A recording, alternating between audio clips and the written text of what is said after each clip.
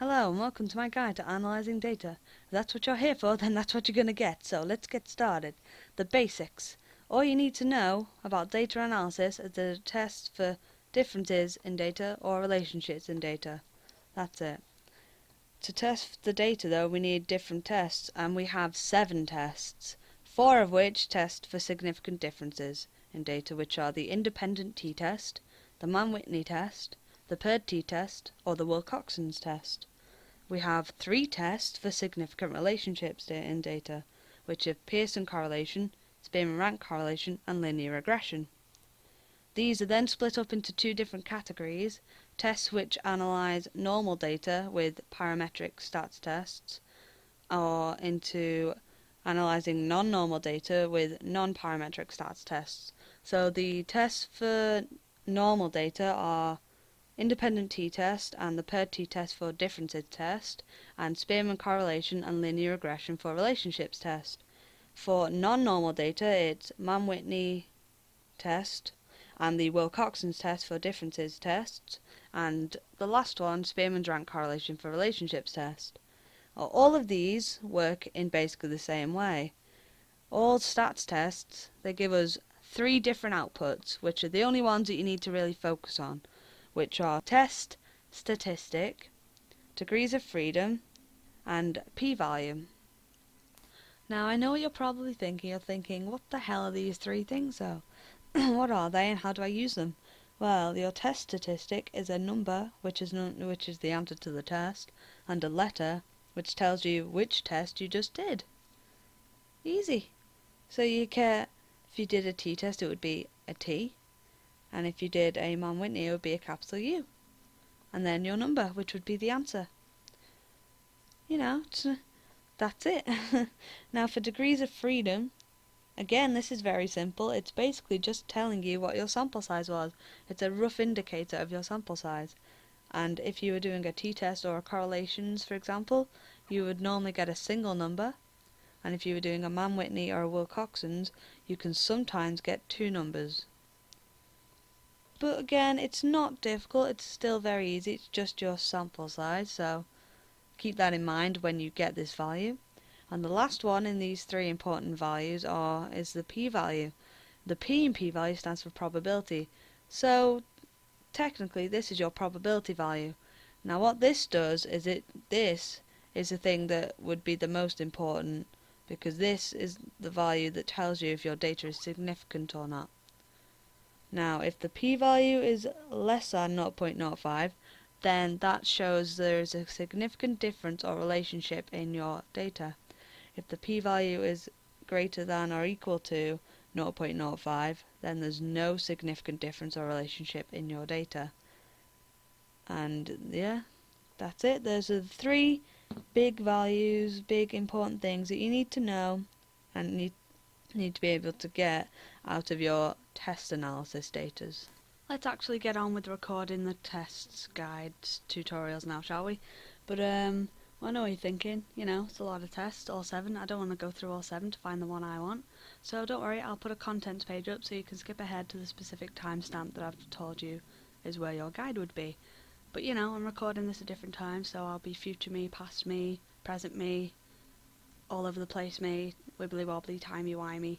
You get the idea. So I'll see you later at the specific test you want to see. Bye! Let's get started with the first test of the tutorial, which will be a T-test. Now for a T-test, it needs to be used with normal data, and it tests for significant differences between data sets. Wow, I couldn't speak. But yeah, so we need to make sure our data is normal. I already know this is normal, I've already run a normality test on them, but if you don't know how to do one, I will quickly go through it now, because you need to know your data is normal, otherwise you cannot do a T-test with it. So I will be back shortly.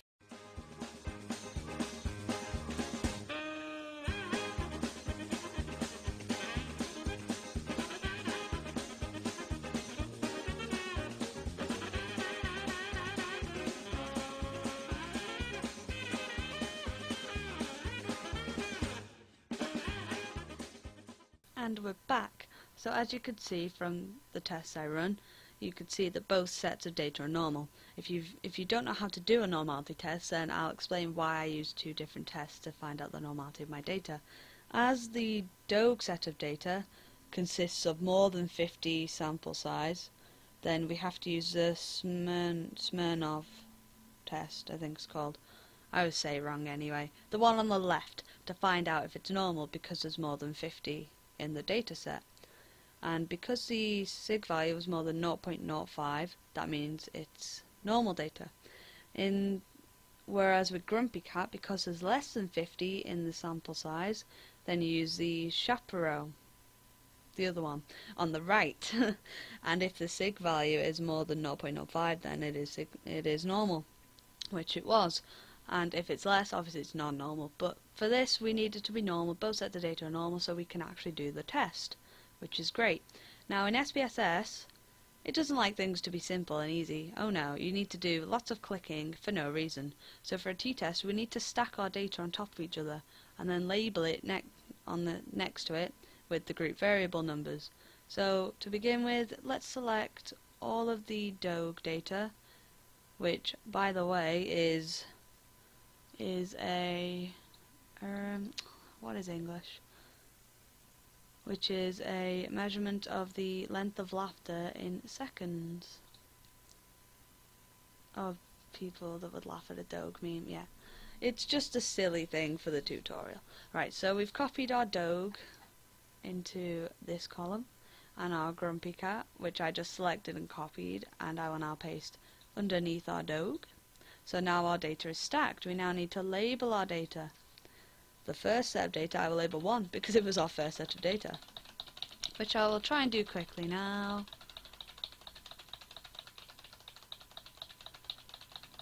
Nearly finished. Right, delete that, delete that.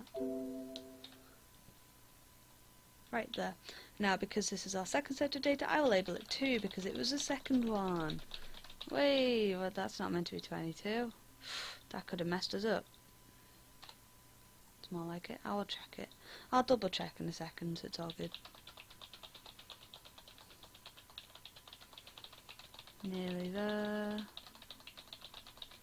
There we go. Delete. And that one. Let's just double check that I didn't write 22 or 11 anywhere. Nope. Okay, everything's definitely labelled right. Yes. Okay, now that we have our data stacked and it's labelled next to it, all we do now is go to Analyze, Compare Means, and then we go to Independent T-Test, because these groups of data are independent of each other. They're both the two different species of animals, basically, if you want to look at it like that. So we start off like that. Now the data we want to test is at var5 because that's where we put our stacked data, so we move it into there. And then our var6 is our group variable, so we move it down here. We then have to click on Define Groups, and because we label group 1 as 1, which is already in there, we put 1 in, and group 2 was labelled as 2. So you put that in like that and click Continue, and now SPSS knows that everything that's got a 1 next to it is the Dogue data, and everything with a 2 next to it is the Grumpy Cat data. So now we just click OK. And that's as simple as that. It's already finished the test and given us all the data back, all the answers. And it's a lot of numbers for someone who doesn't know what they're looking at, so I will explain, and like, don't be scared, like, say it's fine. It's just, it might be overwhelming, but once you know what you're doing, it's okay. So this first little group here is basically just a summary. So it gives you your n value of each data, so you've got 55 in your sample size for that one, and 45 for the sample size Grumpy Cat. Gives you your mean, so 32.8630, which is 32.9, and for Grumpy Cat is 28.5556, so 28.6. And we have standard deviation, which 1.01578 and 0.22 if you wanted to round it up. Standard error 1.4 and 0.3. But that isn't what we're here for. What we're here for is our test statistic, which has a letter for the test. This was a t-test, so let's go straight to that little t, which gives it away. And there's your answer underneath, so that's your test statistic, Wow, that's a tongue twister. Your degrees of freedom, which is your estimated sample size. Yeah, it's like an overall because it's like both in it. Yeah. And your p-value. So those are the three we are interested in, but we only need three. There's six. There's two sets of data. We can only use one of them, which is where we have to figure out which one we need to use, which depends on your data, basically. It depends on whether there is a high degree of variance within your data. So because, which we can use by looking at this, but like if your data doesn't vary very much between the two, then you can assume that the variances are equal. But if it does vary a lot, then you have to assume it's not equal. To figure this out, we look at Levene's test for equality of variances. Now, because this sig value here is 0.000, it's very, very significant. So that means we can assume that they are not equal. So this is the line of data that we use. So for this, we use the t-test statistic is 30.326. The degrees of freedom are 58.859, and the p-value is 0.000. So very, very, very significantly different. Now that we've got these values, we have to write them into a sentence, which can be very daunting and difficult. I have already written one out ready for the tutorial, so we can use this as a template if you would like to copy. Well, not copy, but use it as a template to figure out where you put certain words, where you put certain numbers, etc. So, my sentence was, there was a significant difference in the mean length of laughter, seconds, due to Dogue, Canis lupus familiaris, with the sample size n equals 54, and due to Grumpy Cat Felis catus, n equals 45. And this is where you put your test statistic, degrees of freedom, and your sig value. So you put your T down, which stands for your t-test, obviously, and then this is the degrees of freedom, which should be subscripted, but I can't do that on WordPad, so it's fine either way, which was 58.859. You then equals, and you put your test statistic value in, which was 30.326, and then your sig value, your p-value even, which is, it's never exactly 1. So if it's it's never exactly 0, If it comes up as 0.000, you have to write it as less than 0.001, which means very, very, very, very significantly different. And that's how you would write your t-value, your degrees of freedom, and your p-value. As you can see, for the earlier part of the sentence, we included the units of what we were measuring, so length of laughter, which is in seconds. We included the scientific name of Dogue and Grumpy Cat. Dogue is a dog, so he is a Canis lupus familiaris, if that's how you say it, and Grumpy Cat is a cat, so we included the scientific name of cat, which is Felis catus. And they are both in italics because scientific names need to be in italics. Now, you can't just leave the sentence there, which is why I have another sentence afterwards, because this doesn't explain anything. What that tells you is that there was a high significant difference between the length of laughter due to Dogue and Grumpy Cat, but that doesn't tell us which was bigger, which was smaller, etc. So you add another sentence for this one, which is the mean plus or minus standard error length of laughter due to Dogue was 32.9 plus or minus 0.14 in seconds, and due to Grumpy Cat was 28.6 plus or minus 0.03 seconds. Now I'll show you where I got these figures from, because I didn't just clutch them out the air. Not that one, there we go. Right, what did I get? 32.9, because that's our mean, and then our standard error is there. So we had length of laughter due to Dogue was 32.9. 32.9 is our mean there, plus or minus 0.14, which is our standard error, as you can see.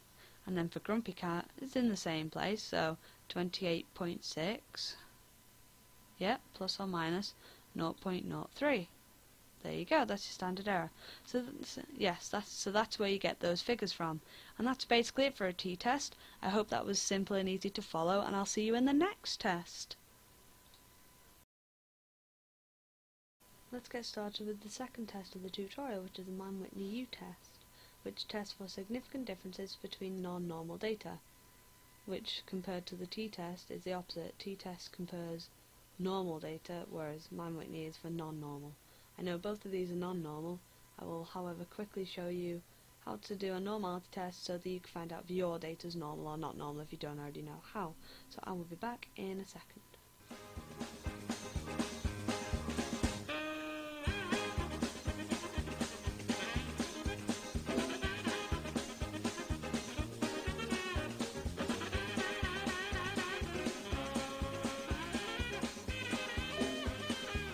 And we're back.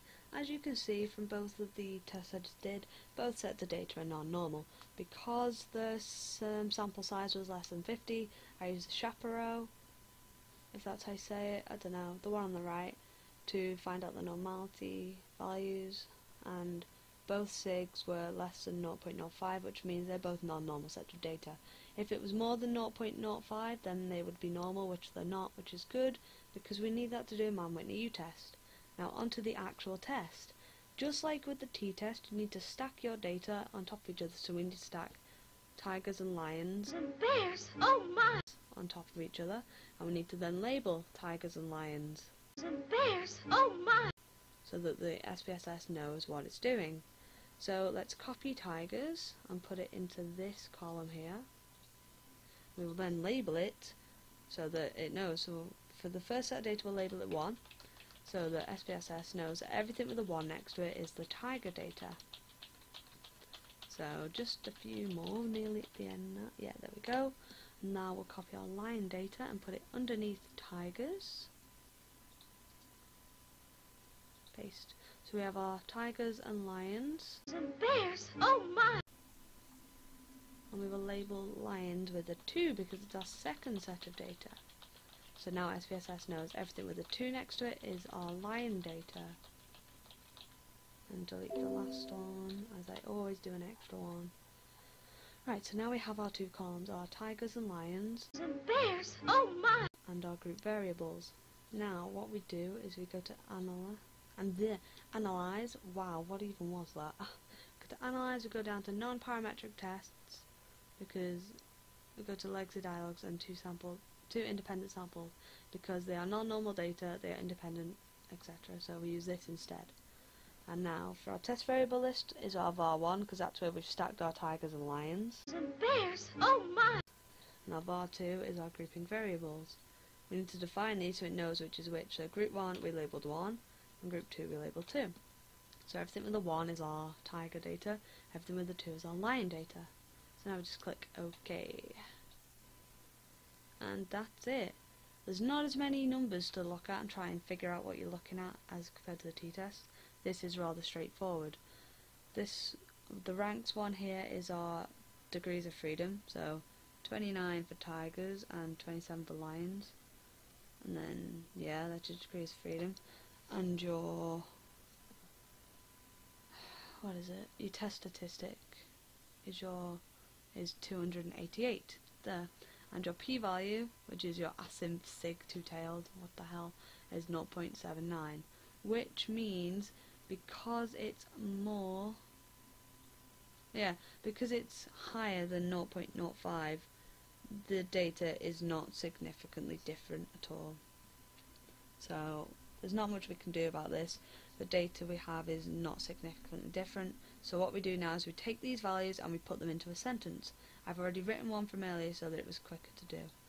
So just so that that's not a capital letter, what are we doing? We need to start sentences with capital letters.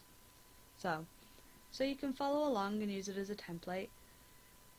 The sentence I wrote was, there was no significant difference in the median canine length, millimeters, of lions Panthera leo, with n equals 27, our sample size, and tigers Panthera tigris, n equals 29. So as you can see, I've included the sample size numbers, as you should, and the scientific names in italics. And it was median, and we used our units, don't forget the units. And now to put in our actual, I'll increase the size just so you can see. And to put in our actual numbers, what we've got here is U, because it was a Whitney test, we put our letter in for the test statistic, put our degrees of freedom in, which was 27 and 29. We put it in underscore because that's how it's meant to look, equals with our test statistic value, which is 288.0. I gotta put another dot there, I'm not meant to, I don't think. I think that's meant to be a comma. Stupid keyboard. But yeah, and then we put our p-value in, which is p equals 0.079. Now because there was no significant difference, that's it, that's all you put in. You can't write anything else, because you can't say what was significantly different and what wasn't, because there wasn't any significant difference. So that's all I can show you for the Whitney test. It's as simple as that, it's just figuring out what you're going to write afterwards. Let's get started with the third test of this tutorial guide. In this mini tutorial, we'll be doing the Pearsons Test, which is a test which finds the significant differences of two sets of data which are kind of like a before and after, so they're both related. So it would be if you collected something before a certain thing and then you collect the same ones afterwards.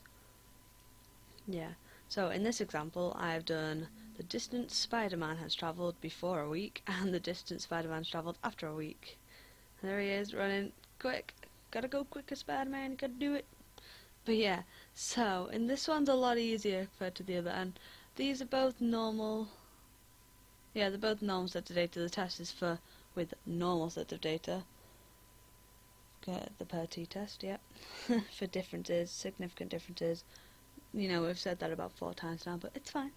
But yeah, and these are both normal. I can do a normality test, but I've done one twice now beforehand. I can do it very quickly though, so I'll be back in a second just to show you.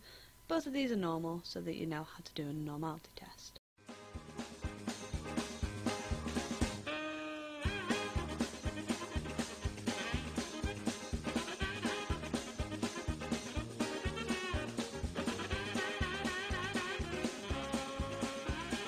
And we're back. As you can see, both are normal sets of data. I use the chaperone, that's how you say it, I always say it wrong, to find the normality, because both are less than 50 in sample size and both were more than 0.05, making them normal data.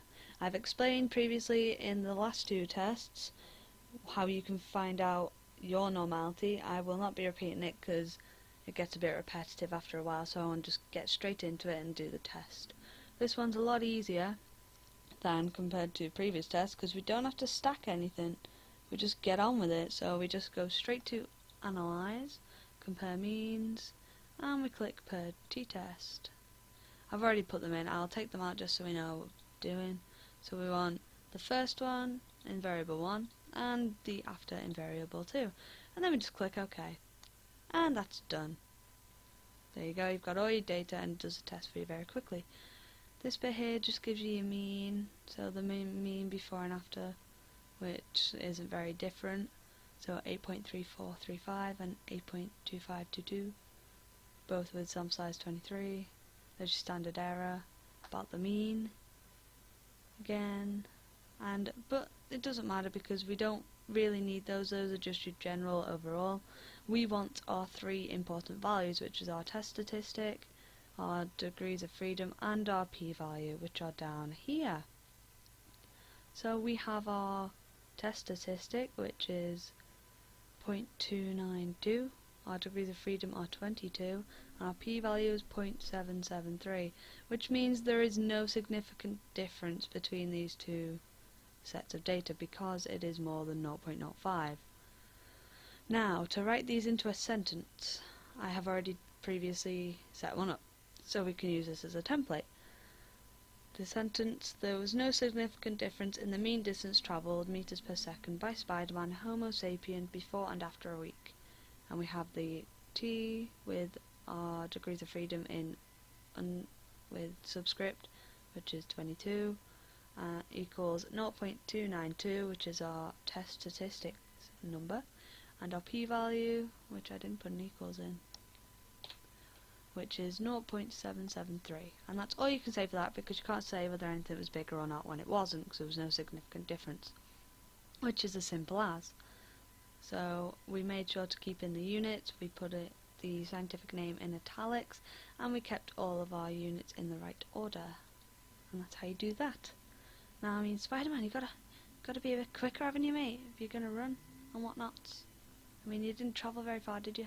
Don't think so. Okay, anyway, I will see you in the next. Let's get started with the fourth test of the tutorial, shall we? This is a Wilcoxon signed rank test. Just like the previous Pearsons Test, this is to test for significant differences between two sets of dependent variables, so they are similar to each other. It's like a before and after sort of thing. This one, however, unlike the Pearsons Test, requires you to have one or more non-normal set of data. I will not be doing a normality test with these because I've done it 3 times. It gets repetitive. People want to get straight to the tutorials. That's what I'm going to do. If you need to see it or you don't know how, watch one of the previous tutorials. It's at the beginning, just for like a minute or two. Right, what we have here are 2 sets of data. We have before the Red Wedding and after the Red Wedding. And if you don't know what that is, it's Game of Thrones. And what we have here is the number of deaths before the Red Wedding and the number of deaths after the Red Wedding. So, if, you know, yeah.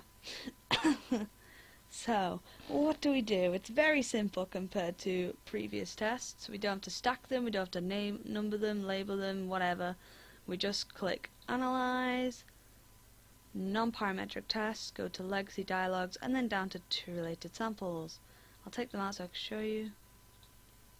We click on Before, put that in first, and then we put our second one in, and then we just click OK. And there's your answers, basically. Everything you need to know is right there. Right, what do we, let's see, first of all we have our, so like, you've got your what is, the words escape me, your sample size, your mean rank and your summer ranks, but we don't need that. What we need is down here. Our Z is our test statistic number, which is -5.844, and our p-value is 0.00, which is very, very significant. So there was a high significant difference between the number of deaths before the Red Wedding and the number of deaths after the Red Wedding. Just saying. So yeah, I've already written the sentence out ready for the tutorial for speed's sake. So we have, there was a significant difference in the median number of deaths of members of the Stark House, Homo sapien, before and after the Red Wedding. Z is 45, as we can see our sample size was 45, equals -5.844, which is what our test statistic value was, and our p-value is 0. Oh, that's not the right. That's right. I obviously didn't click shift when I typed it. Yes. So there is our basic sentence, but because there was a significant difference, we have to carry on and state what the difference was. And because this is medians, we use quartiles instead of just mean plus or minus standard error. So we have the median, bracket quartile 1, quartile 2, deaths of Stark members before and after the Red Wedding was 28.6. Oh, yeah. To do a quartile,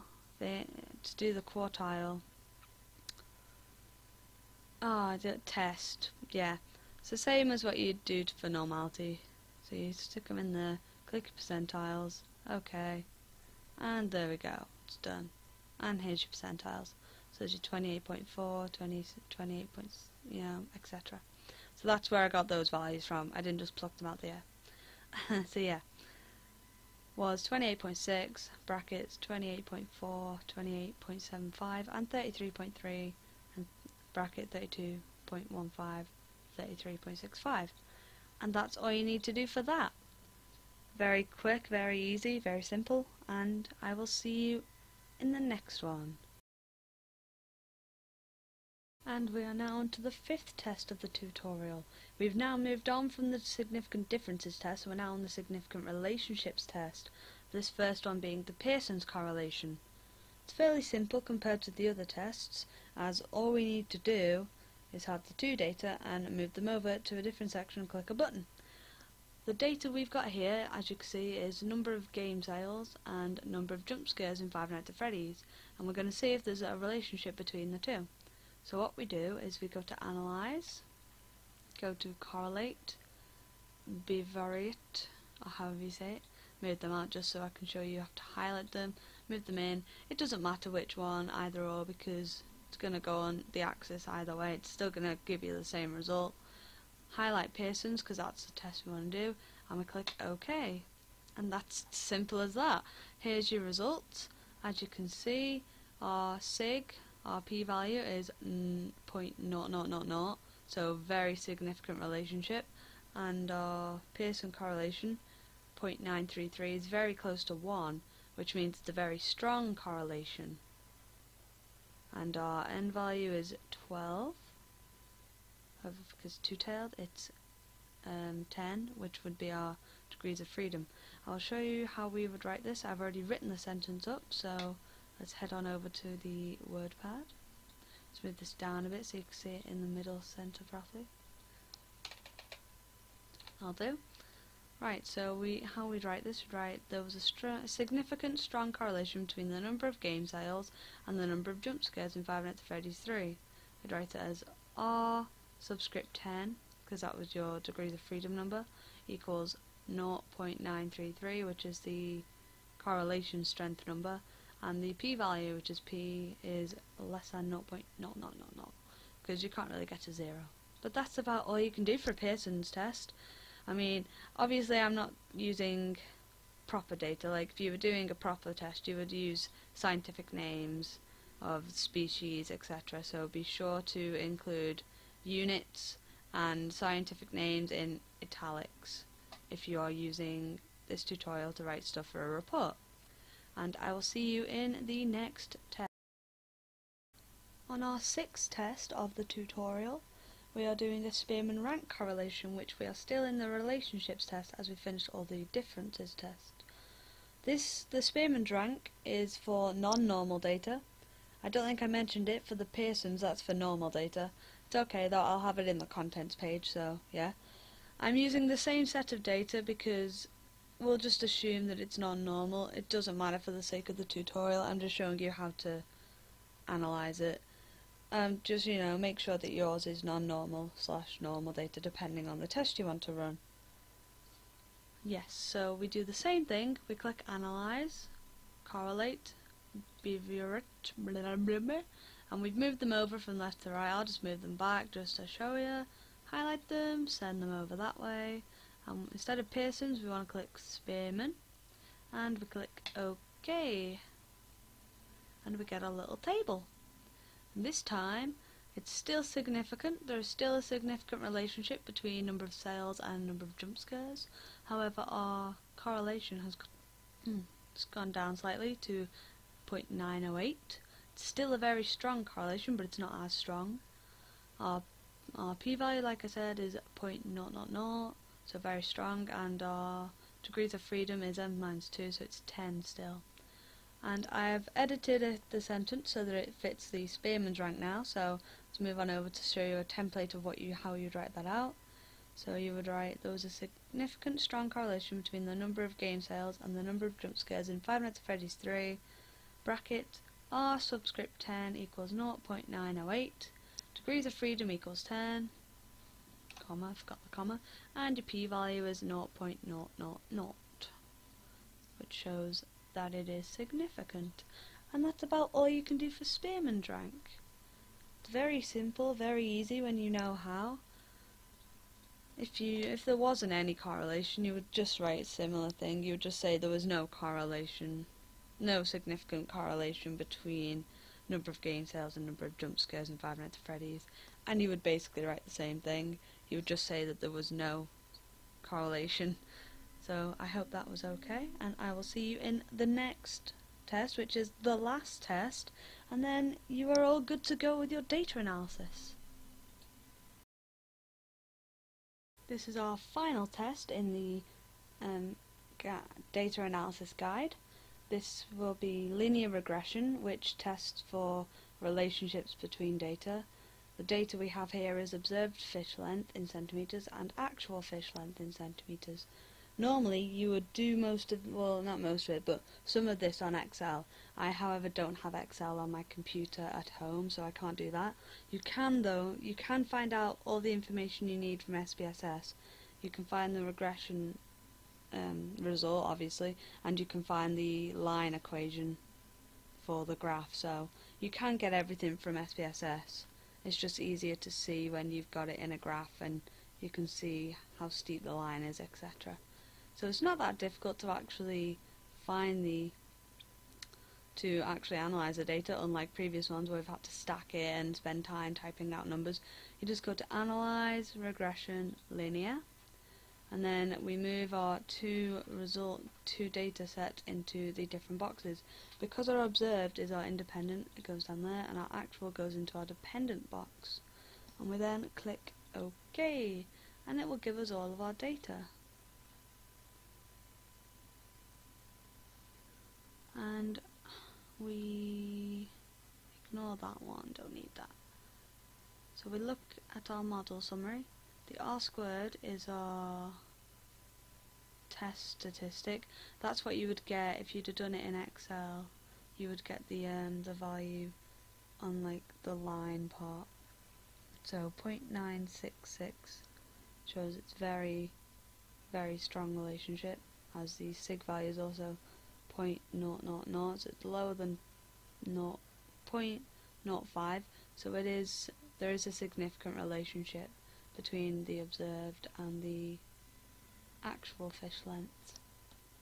And where is our degrees of freedom? There is 10. So we have all of our p-value, our degrees of freedom, and our test statistic. Then for the line, so because we didn't do it in Excel, we need the line equation, is actually here. So the 0.982 is your y equals, it would be 0.982, and then it would plus 3.358, because the 3.358 is a constant. That's where on the graph it would start up at 3.358 rather than 0, and then the 0.982 would be the steepness of the graph. Right, now I can show you how I would write that in a sentence, because I've done that previously to show you. This is how you would do it. It's very simple, because there's not much you can say about it without the graph. So normally there would be a graph here, but I can't make the graph because I don't have Excel. There was a very strong relationship between observed and actual fish lengths, centimetres, and then you would put in your R and your test statistics and your P figure and all that good stuff. So we put bracket R squared equals 0.966, which is the test statistic. I did do the right one, didn't I? Yes. P-value is less than 0.05, so it's significant, and the degrees of freedom are 10. And there's a line equation that I was talking about. So to plot the line equation, you could just use this from SPSS, go into Excel, and then plot the graph and use that as the equation. And that's simple. That's all the tests done. I hope this was helpful for you. You can always go back and rewatch the video if you need to know how to do certain things, or you can always send me a message on YouTube and I will try and get back to you with more help or another tutorial. I hope that was helpful for you. Good luck with all of your reports, etc., and I'll see you next time.